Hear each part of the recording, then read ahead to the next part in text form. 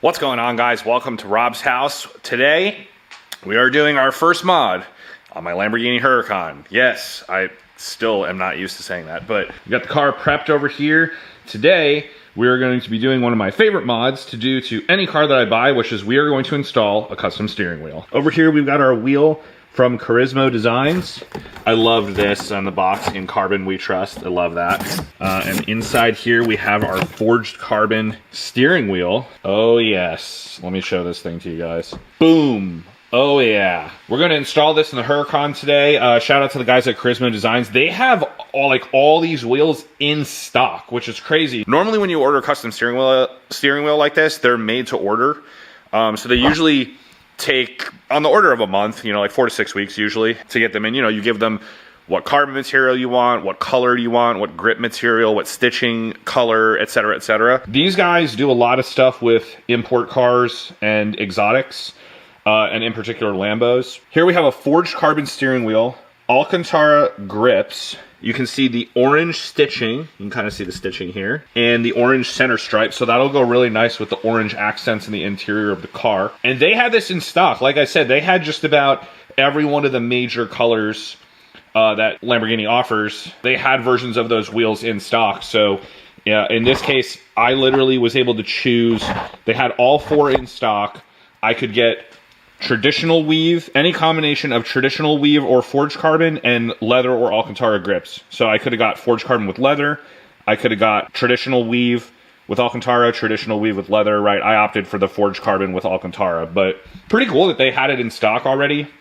They had a little year-end promotion going on, so it was a little bit on sale. Wheels like this are typically pretty expensive, so it was not cheap, but I'm excited to install it in the car today. And I'm gonna show you guys how to do it like with every other car. It's pretty easy, honestly. The steps are basically disconnect the battery, pull the airbag. That's why we're disconnecting the battery. We don't want the airbag to go off. Pull the wheel off, transfer all the controls over to the new wheel, install the new wheel, reinstall the airbag, reconnect the battery. If you notice, there's no controls. Obviously, we have to transfer all that over, including the bottom trim piece that has to get transferred over as well. So we'll do all that on my extremely cluttered workbench once we get the old wheel off. So let's get started. First thing we got to do is we got to disconnect the battery. So we're going to use this battery access panel. So we're going to simply turn these 2 lock tabs, and this thing will basically come right out.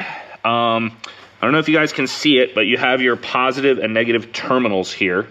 And all I'm really gonna have to do is loosen this guy just enough that I can slide that negative terminal off the battery and get it out of our way. So I'm gonna do that right quick.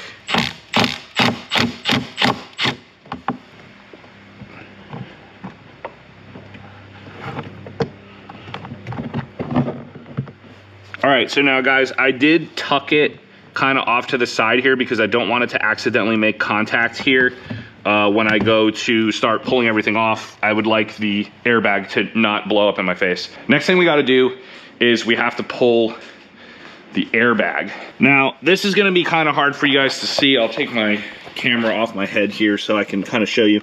There's an access on each side, and basically there's a spring-loaded clip mechanism here. So you're going to jam like a screwdriver or an Allen screw or something in here to push against it so that you can pop the airbag off. Guys, I'm not joking. This is the hardest airbag I've ever removed in my life. I'll show you guys the trick, but oh my God, this is some stupid design. Whoever at Volkswagen designed this, I'm not kidding, should lose their job. With the airbag off, and I'll show you guys how to do that once I get it off, like it'll be easier to demonstrate. There's this yellow connector here, and it's got this green tab. We got to pull back on this guy. Oh, I can do it with my hand. There we go. And then it should, yeah, there we go. So it's just a locking connector. So you can just pull this back with your fingernail and then push down and pull it out. This is our Corsa button switch. Oh, this just pulls out. Okay.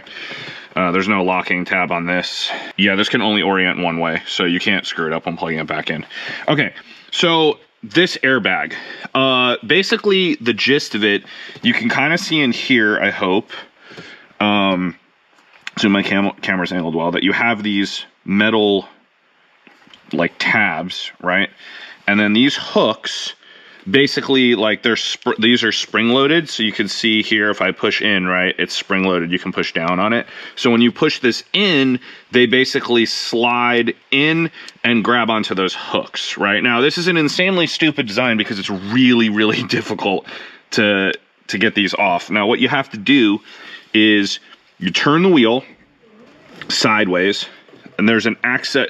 I can't show it really on video, but there's an access here, I'm kind of sticking my finger on, where you can get a tool in there. And basically what you want to do, right, is this guy will be hooked around the back of this. So you need to push down on it, right? So in this case, if the airbag will be angled like this, so you would have this tab, and you want to push down. Now the thing is, it's very easy to get your screwdriver if you try to push down like this. Now I was trying with a bigger screwdriver originally, but if you try to push down like this, what's going to happen is this is going to get wedged in between the metal part that it hooks onto and this spring-loaded clip itself. So that's not how I got it off. The way I got it off was I turned my screwdriver perpendicular so that I could like kind of grab onto this. But that way it was like too thick to get jammed in between, if that makes sense. So I could cleanly push down. And then when you do that, you have these, see these white things?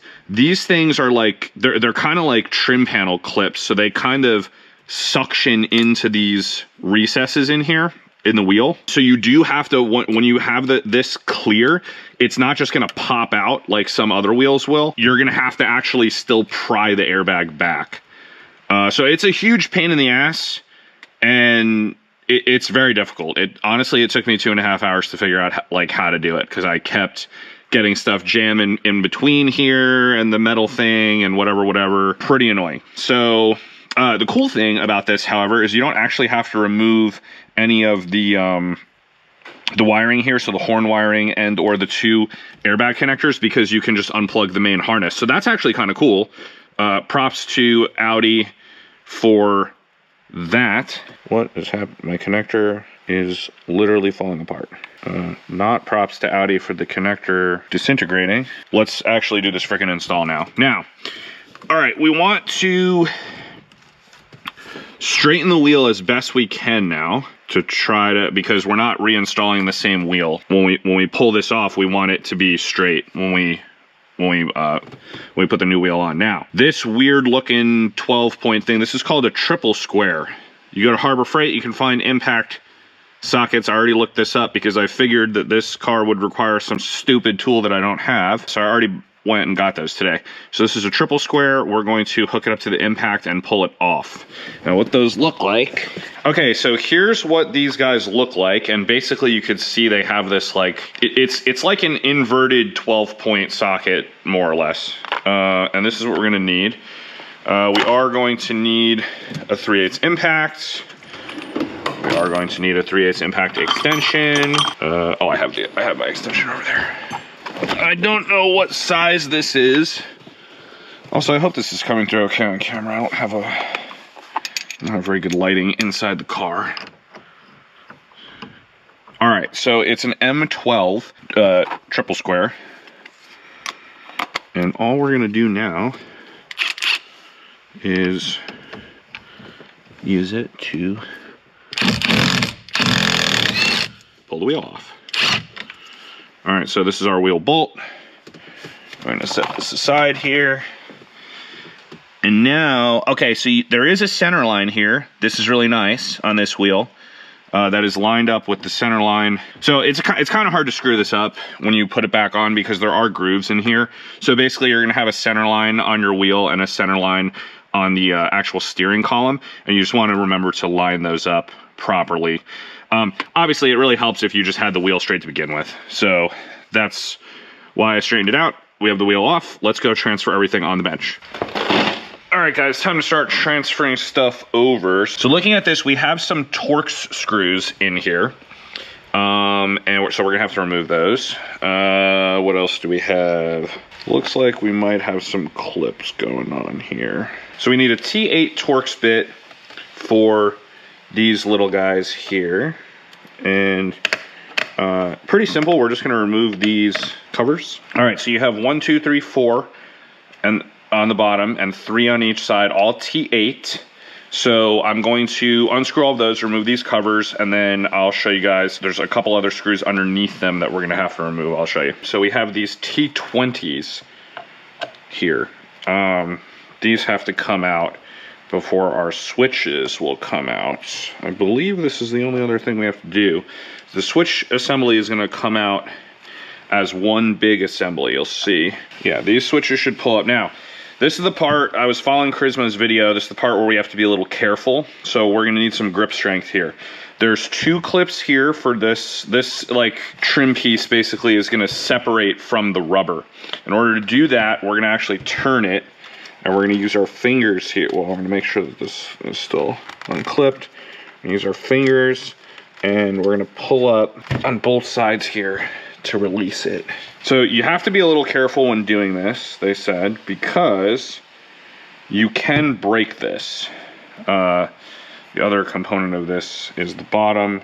Okay guys, so I got this thing off. Now, a couple things to note here. I followed Charisma's video. That guy has superhuman grip strength. Props to your tech, Charisma. I don't have grip strength like that. I was able to get it out. It did come out as described. However, both of these little spring-loaded guys fell out. I was trying to keep the button assemblies intact. It looks like those are just covers though, that are spring-loaded to kind of like keep the housing in place. So I will reassemble those right now, actually, before I transfer this over to the new wheel. But the gist of it is you have a bunch of clips basically. These housings have clips on them. You can see the clip on the bottom. And then you have a series of clips. You have 2 here and 2 up here. And then you also have these little posts that all kind of dig into the rubber to keep everything in place. Now, the reinstall should actually be really easy because most of this stuff should just press right into place and then we can put all the screws on. But the thing that I'm gonna have to do now is I have to line up, this one is the one for the actual buttons. I don't have cruise control, so I have a dummy on this side, but for my actual menu selection buttons, I am going to have to line up these springs, and basically they go, as I can tell, they go on these little posts. So they have these little posts in here, and then we're basically just, oh, this one got a little messed up. Twist that guy back into shape a little bit. These are gonna rest on these posts, and we're gonna have to line this guy up. Now I'm gonna do it off camera because it's probably gonna take me a few tries. But the gist of it is basically you line those springs up and it'll click back into place, and then we can begin installing this on a new wheel. So I got these things back together. I was right, you do have to realign those springs. Now I will say it's supposed to be held on, it's hard to see, but there's these little holes in here with these tiny little Torx bits that actually hold these things together. Unfortunately, they're very brittle. So when I pulled this out, I broke both of them, seemingly. Because this guy is very, very, very stubborn. So anyway, I realigned those springs and everything. They have some clips that catch on the back side here, but this front side that's supposed to be held on by these screws, which are now broken, I had to kind of super glue back together. But you know, I show you guys the mistakes too. So with that said, this is literally just a back cover, and it's gonna get pushed into the rubber, the like mounting tabs.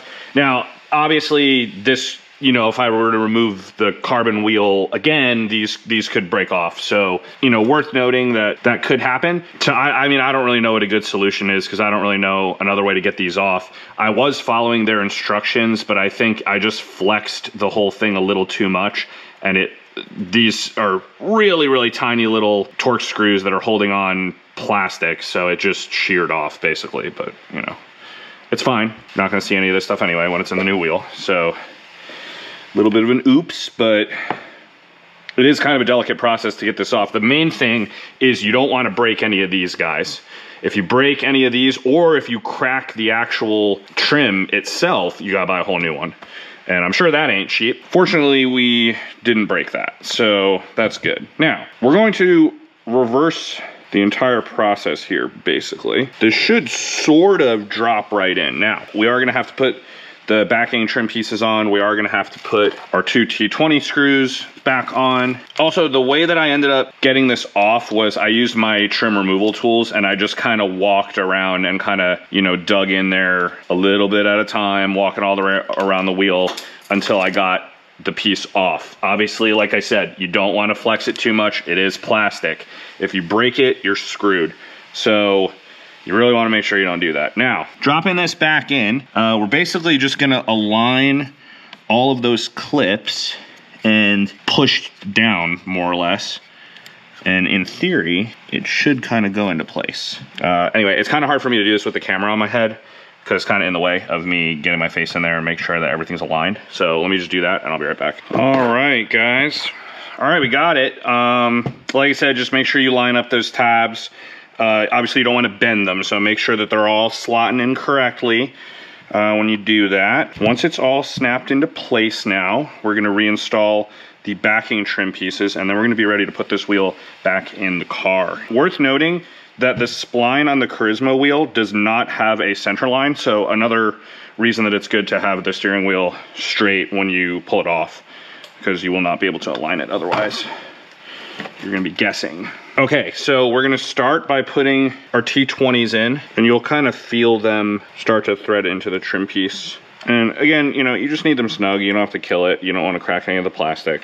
So be gentle. Obviously, this tool that I'm using, I can put quite a bit of torque. So I'm not putting my whole hand on it. I'm kind of doing it with my fingers so I can feel when I'm beginning to get some resistance, because I don't want to over tighten it. All right, so now my buttons are nice and secure here. Now we're going to, I had the screws in here already. I left them in there so I didn't lose them. So now you can see where they thread into. We're just going to line that up and they should.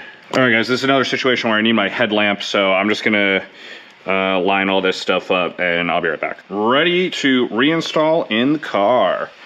All right, so yeah, I just had to like line up all these little holes, and it was kind of hard to do with the camera on my head. I needed my my headlamp for that, but yeah, wheel looks pretty sick. Pretty sure the guy who owned this before Aaron had a custom steering wheel on this car. So I noticed this scuff on the bottom here, and a couple of these screws, actually the tabs are broken, so that's kind of unfortunate, but I managed to get it all secure, so we'll be all right. Now we gotta reinstall this thing. So, oh yeah. So now remember, I had this pretty centered already. Now, it is worth noting that it could be off center by one spline. These splines are very fine grained, so make sure you have it as centered as you can before you remove your wheel to begin with, so that this goes back on properly. Now, I'm gonna start this screw, this bolt by hand. Okay. And it already has some Loctite on it.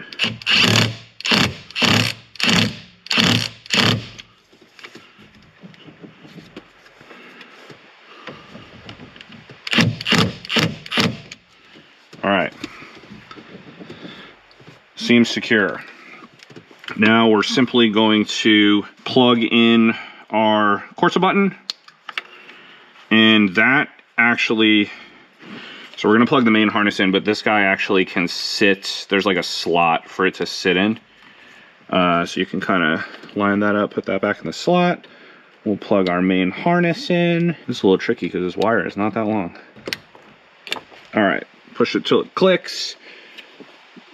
Green tab is in. And now, what am I getting hung up on here?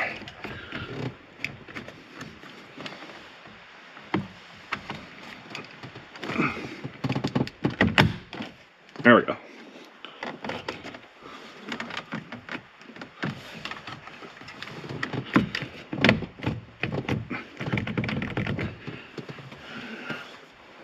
I think we got it. Hey, look at that. Now we're just going to reconnect our battery and hope the airbag doesn't explode. All right.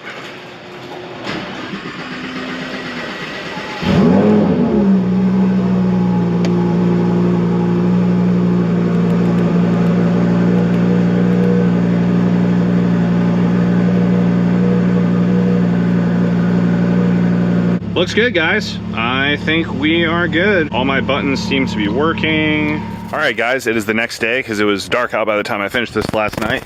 And install complete. Check it out. The roof line's really low in this car, so it's kind of hard to get my camera in there, but you get the idea. So we got the orange center stripe on the wheel, the orange stitching. It feels great. It's really hard to hold the camera far enough back so you guys can see, but yeah, really aggressive grips on this. Even more aggressive than stock. The stock wheel is actually pretty nice in this car, believe it or not, but this definitely goes with the rest of the interior. I really like the subtle like orange stuff, just the stripe and the stitching, because it goes with all the other orange in the car, which is pretty cool.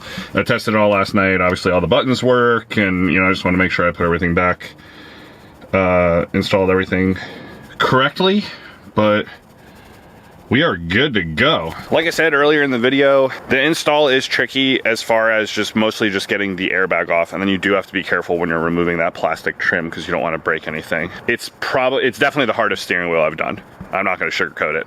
It's rough. Most like Buy American cars, the airbags come off easier. The plastic is held in with clips, but the clips on them are usually more like guides, and then they have like a couple Torx screws that actually hold the trim down. This is basically all clips in the front, and then it has the pieces that you bolt from the back. So also make sure you don't over tighten those screws on the back side of the trim. So like these back here, don't over tighten those. Mine were over tightened. I think whoever the original owner of this car was had the wheel off at one point. They might have had a custom wheel and then reverted it to stock when they sold it or something. Mine were all over torqued, and a couple of the plastic posts on the back of the front, it basically clamps, right? And the screws are coming in through the back, and they're threading into these tabs on the underside of the front trim cover. A couple of those broke. I glued them back together, but they broke while loosening the screws, not tightening, which tells me that they were just over torqued. So somebody goofed and over torqued this particular one. Now, fortunately, they didn't all break, so it's fine. Everything's secured, nothing's rattling or anything like that. But I figured it was worth mentioning. That's something that wasn't in my control. I had no way of knowing until I actually went to disassemble the wheel, and that happened. So it's just worth noting. This is, I mean, at the end of the day, this is a Volkswagen, and that was, those pieces are cheap plastic. I mean, you would think like Lamborghini that it would use something fancier, but like this trim plastic, it's very cheap and brittle. Just be aware of that. You know, take your time when you're pulling it apart. That's all. But anyway, as usual, hope this video is helpful. Hope this video is entertaining, and I'll see you guys next time.